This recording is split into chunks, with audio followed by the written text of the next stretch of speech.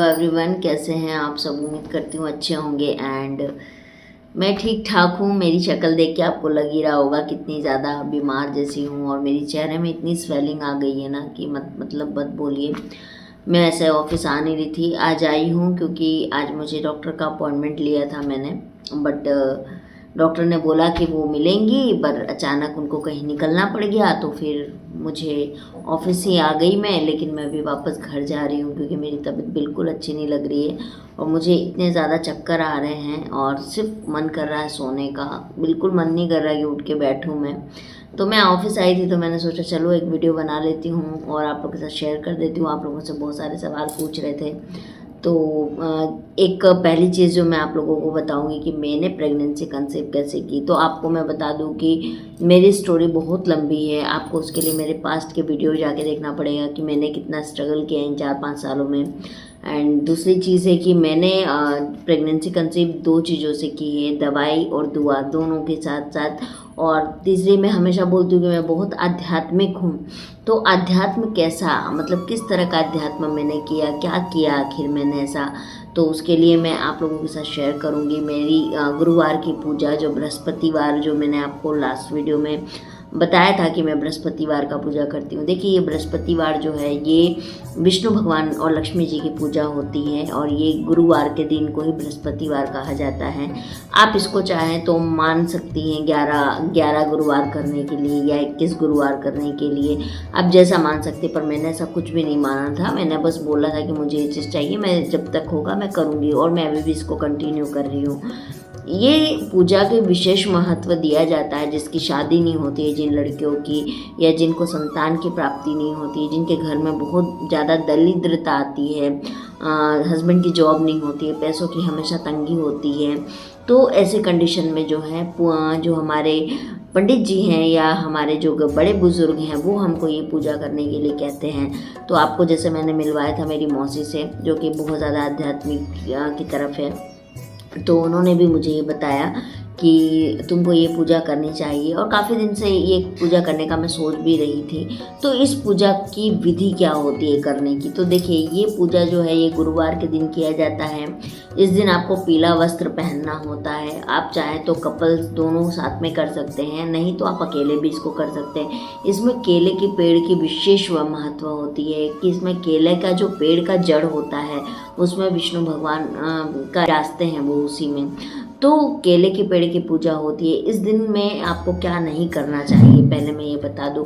अगर आप non vegetarian खाते हैं तो बिल्कुल आपको नॉनवेज नहीं खाना, घर में बिना लहसुन प्याज का आपको खाना बनाना होगा।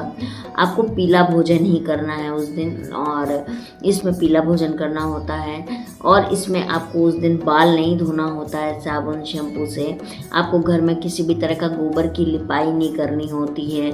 आपको जो पोछा भी आप लगाते हैं घर में, झाड़ू पोछा, वो भी आपको पानी में हल्की सी हल्दी मिला के लगानी होती है। और घर में आपको किसी भी तरह के कपड़े नहीं धोने हैं, कोई भी ऐसा घर की डस्टिंग वाले काम आपको नहीं कर रहे हैं। इस तरह का इसका बहुत ज़्यादा महत्व दिया जाता है कि इस दिन इन चीज़ों को नहीं करना चाहिए। अब क्या करना चाहिए इस दिन आपको, जो है, अगर आपको बाल वगैरह धोना है तो वो एक दिन पहले ही आप उसको शैम्पू कर लीजिए। नेक्स्ट डे आपको सिर्फ पानी से अपने बाल को धोना है। इस दिन आपको पीले वस्त्र धारण करने हैं। भगवान विष्णु जी जो हैं उनकी एक फ़ोटो आपको लेनी है, प्रतिमा नहीं होगी, फ़ोटो होगा, वो आपको लेके केले के वृक्ष के सामने भी आप रख सकती हैं, या फिर आप अपने मंदिर में ही अगर है तो कोई बात नहीं है। लेकिन केले की जड़ की पूजा इसमें बहुत अनिवार्य होती है, आपको करना होता है। इसका जो मेन प्रसाद होता है वो होता है मुनक्का। किशमिश अलग होता है, मुनक्का थोड़ा बड़ा और काला सा होता है। मुनक्का इसकी प्रसाद होती है, चना दाल होता है और गुड़ होता है, ये इसी से ही की जाती है। और साथ में केला, वो भी केला छोटा वाला, जो हमारे इधर बिहार झारखंड में उसको चिनिया केला बोलते हैं, मतलब छोटा वाला जो केला होता है, जो आप छठ में भी देखते होंगे जो सूप में चढ़ता है, वही वाला केला आपको लेना है। और ये जो केला है आपको 3 पीस लेना है, और जो प्रसाद आपको मैंने बताया वो लेना है। और इसमें कुछ भी नहीं करना है, आपको विष्णु जी का जो है, आपको लक्ष्मी विष्णु जी का विराजमान करवाना है अपने मंदिर में या विष्णु केले के पेड़ के नीचे। और आपको उसमें पीला वस्त्र जो है उनके ऊपर उनको ओढ़ाना है। नीचे आप पीला आसन बिछा सकते हैं, और आप जो हैं वही गुड़, मुनक्का और केला ये 3 प्रसाद ही उनके मेन प्रसाद होते हैं, वो आपको उनको भोग लगाना है। अगर आप कान्हा जी को घर में रखे हैं तो और अच्छी बात है। आपको उस दिन या तो मखाने की खीर या सिंपल खीर या सेवई जो भी बनाना है, लेकिन आपको एक चीज़ ध्यान रखना है कि जिस भी बर्तन में आप खाना बनाएं वो बर्तन बिल्कुल भी लहसुन प्याज और मीट मछली से रिलेट नहीं होने चाहिए। वो एकदम आपका स्वाद मतलब एकदम साफ़ सुथरा होना चाहिए। एक तरह के जो सत्यनारायण पूजा होती है, कथा होती है, वो इन्हीं भगवान की होती है। तो आपको ये चीज़ का बहुत ज़्यादा ख्याल रखना है। और अगर आप संतान प्राप्ति के लिए कर रहे हैं तो आपके साथ साथ आपके हस्बैंड को भी आप इस पूजा में शामिल करिए, इससे आपको जल्दी लाभ मिलेगा। इनफैक्ट मैंने देखा है इसको कि 11 हफ्ते या 21 हफ्ते में ही इसके परिणाम मिल जाते हैं अगर आप इसको अच्छे से करते हो। अब इसमें क्या करना है कि आपको सुबह में सब कुछ काम करके अच्छे से सफाई से आपको उसकी पूजा करनी है। इसकी एक कथा की किताब आती है, आप मार्केट में जाओगे, बृहस्पतिवार या गुरुवार व्रत कथा आप बोलोगे तो आपको मिल जाएगा। अगर नहीं मिलेगा तो आप मुझे बताइएगा, मैं आपको अमेज़ोन या फ्लिपकार्ट पे भी आप देखोगे तो आपको आसानी से मिल जाएगा, ऐसा नहीं है, ठीक है। और नहीं मिलेगा तो बताइएगा, मैं आपको उसका लिंक कहीं से भी देख के मैं आपको भेज दूँगी, आप मंगवा लीजिएगा। उस कथा को आपको सुनना है। आपके हस्बैंड भी पढ़ सकते हैं, आप सुनिए या आप पढ़िए, वो सुने या दोनों मिलके बैठ के पढ़िए। और उसके बाद में आपको उठना है और ये जो पूजा है आपको बिना पानी के, बिना चाय के मॉर्निंग में आपको कर लेना है। उसके बाद ही आपको पानी पीना है। आप दिन भर में फल खा सकती हैं, जैसा आप पहली बार करेंगी वैसा ही आपको जितने भी गुरुवार करेंगे आपको लेके चलना है। तो आप पहले जो है वो आप फल फूल ले सकती हैं दिन भर, लेकिन शाम में सूर्य अस्त होने से पहले आपको भगवान की वापस से पूजा करनी है। भोग लगाने की ज़रूरत नहीं, सिंपल से आपको दिया बत्ती कर देना है। केले के गाछ में आपको एक चीज़ और करनी कि हल्दी जो होता है वो उसके जड़ में आपको 5 बार लगाना है। आपको उसमें अभी सेम प्रसाद चढ़ाना है, जैसे कि केला, चना हो गया, गुड़ हो गया, ये प्रसाद आपको सेम केले के जड़ में भी चढ़ाना है और सेम आपको विष्णु जी को भी चढ़ाना है। शाम में आपको दिया बत्ती करके आप खा सकती हैं। बिना नमक का जो पराठा होता है आप वो बना के चाय पराठा खा सकती है या खीर पराठा खा सकती हैं, या आप चाहें तो फलाहारी के साथ करना चाहें तो आप वैसे कर सकती हैं। लेकिन हाँ, इसमें आपको कंप्लीट फास्टिंग नहीं रखना है कि बहुत लोग होते हैं ना कि पानी ही पी रहे हैं, कुछ नहीं खा रहे, तो वैसा नहीं करना है। इसमें आपको खाना है, लेकिन इसमें नमक बाध्य होता है। और घर में भी उस दिन आप जो बाकी लोगों के लिए खाना बनाएं उसमें आप सेंधा नमक का यूज़ कीजिए, समुद्री नमक जिसको बोलते हैं, आप उसको ही बनाइए। बस यही इस व्रत को किया जाता है जो मैं कर रही हूँ, गुरुवार का व्रत।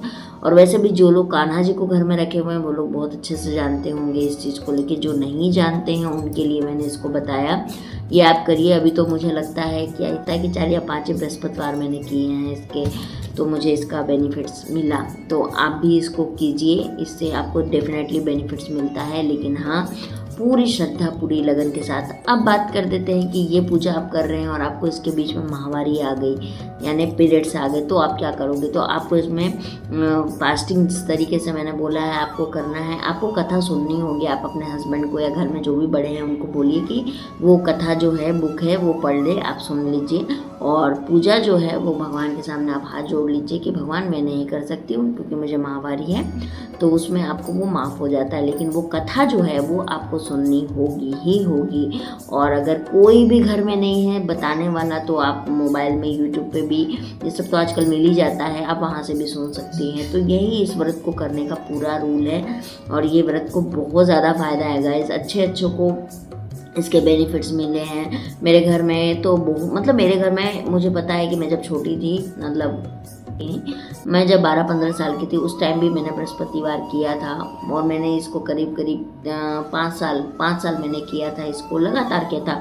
लेकिन उस वक्त मेरी ऐसी कोई चाहत नहीं थी अच्छी एजुकेशन और अच्छी जॉब वगैरह के लिए, बस मन में था मैं करती थी और मैंने किया, सब कुछ मुझे मिला, आप लोग मुझे देख ही रहे हैं। और अभी मैंने फिर से करना स्टार्ट संतान के लिए चालू किया, तो ये हुआ एक संतान स्तोत्रम पाठ भी होता है। तो अगर आप बोलोगे तो मैं आपको ये सब बताऊंगी क्योंकि मैं ये सब बहुत ज़्यादा करती हूँ, पर ये मेरा मेडिकल चैनल है तो इसलिए मैंने कभी शेयर नहीं किया। बट जब मुझसे सबने पूछा तो मैंने कहा कि डेफिनेटली मैं इसको शेयर करती हूँ। तो यही इस व्रत की पूरी कहानी है, कथा है, आप इसको ज़रूर कीजिए। और अगर आप और भी ज़्यादा इसके बारे में जानना चाहती हैं तो भी मुझे ज़रूर बताइएगा, मैं आपको आंसर करूँगी, ठीक है। तो चलिए गाइस, मैं मिलती हूँ आप लोगों से बहुत जल्दी, तब तक के लिए बाय बाय।